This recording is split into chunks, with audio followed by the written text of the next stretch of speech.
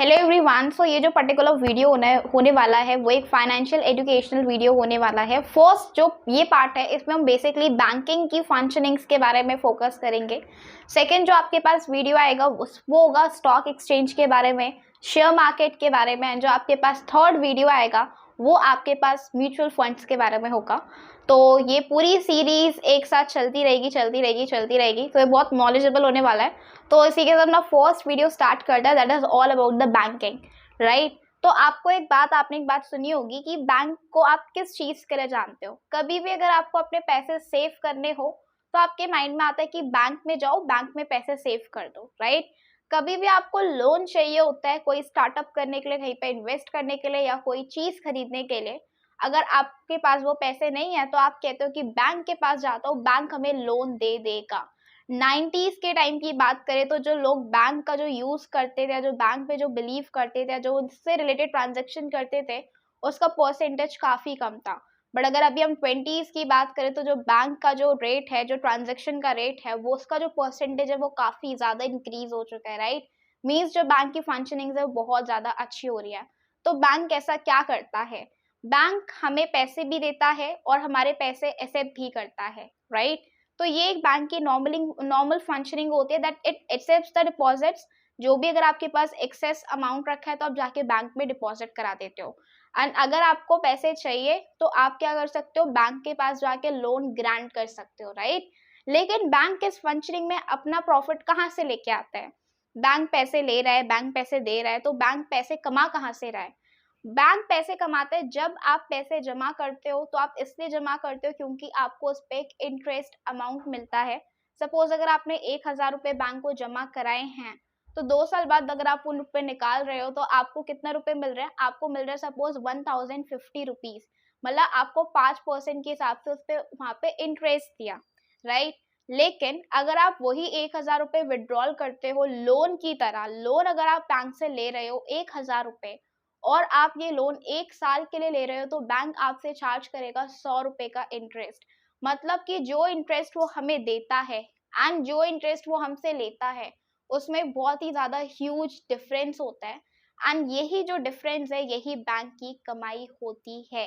Bank यही से अपने पैसे कमाता है, ठीक है। तो आपने ये तो सुना होगा कि बैंक में हमें अकाउंट ओपन कराना चाहिए, राइट।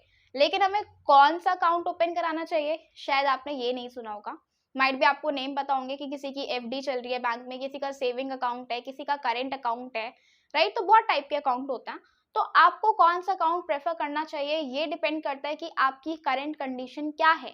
अगर आपको एक ऐसा अकाउंट चाहिए जिसमें आप जितनी भी बार पैसे जमा करो, कितनी भी बार निकालो, वहां पे कोई लिमिटेशंस या फिर कोई रेस्ट्रिक्शंस ना हो, तो उस सिनेरियो में आपको एक करंट अकाउंट ओपन कराना चाहिए।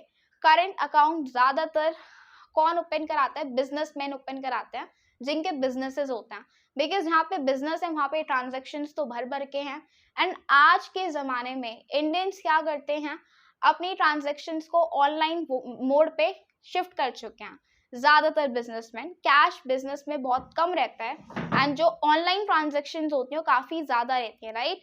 तो ये जो ऑनलाइन ट्रांजेक्शन्स हैं ये आप कितनी भी बार कर सकते हो। एक दिन में आप 10 बार पैसा निकालो, 20 बार कोई चीज डालो, वहां पे आपकी कोई लिमिटेशन, कोई रेस्ट्रिक्शंस नहीं होती है। So in that case go for current account. अगर आपको है कि आपके पास कुछ पैसे पड़े हुए हैं, हर महीने आपको सेव करते हो, सपोज 200, 400, 500 रुपए अगर आप हर महीने सेव करते हो, आप बैंक में डिपॉजिट कराना चाहते हो और आप चाहते हो कि बैंक आपको कोई पर्टिकुलर इंटरेस्ट भी दे, लेकिन यहाँ पे एक शर्त है आपकी तरफ से, वो ये कि कभी इन केस इमरजेंसी आ जाए तो आप जाके बैंक से अपना पैसा विड्रॉल करा सको, या कभी कभी like after 8 month, after 12 month, after 6 month आप एक बार एटलीस्ट अपना कुछ पैसा विड्रॉल कर सको।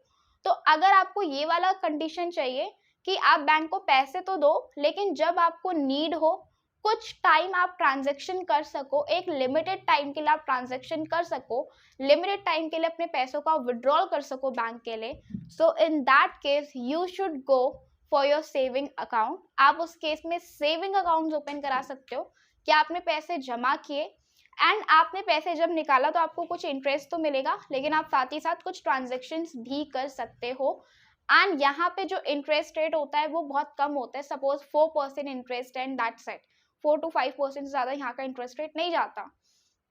नेक्स्ट अगर हम बात करें कि आपके पास बहुत सारा पैसा पड़ा हुआ है एंड आप उस पैसे को, आपको 10 साल 15 साल आपको उस पैसे की कोई नीड नहीं है, वो पैसा इतने सालों तक आप क्या कर सकते हो, बैंक में डिपॉजिट करा सकते हो विदाउट एनी ट्रांजेक्शन, उस पैसे को बिना छेड़े।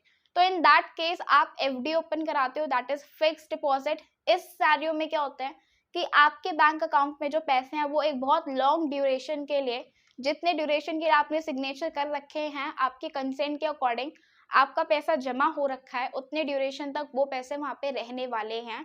एंड द मोमेंट वो टाइम पूरा हो जाएगा, that long duration came to an end, उस टाइम पे आपको एक ह्यूज इंटरेस्ट बैंक वालों की तरफ से मिलेगा and that is around 10 to 12% और माइट बी 8%, डिपेंड करता है बैंक टू बैंक, डिपेंड करता है कि आपने टाइम ड्यूरेशन कितने का दिया था, डिपेंड करता है कि आपका अमाउंट कितने का था। तो ये कुछ फैक्टर्स के ऊपर डिपेंड करता है एंड उस केस में आप अपनी एफडीज ओपन करा सकते हो, दैट इज फिक्स्ड डिपॉजिट। ठीक है, सो दैट्स इट। ये था आपके बेसिक 3 अकाउंट जो कि आप बैंक में जाके अकाउंट ओपन कराते हो। और भी अकाउंट्स होते हैं 1-2 टाइप के, बट उसके डेप्थ में जाने की जरूरत नहीं है।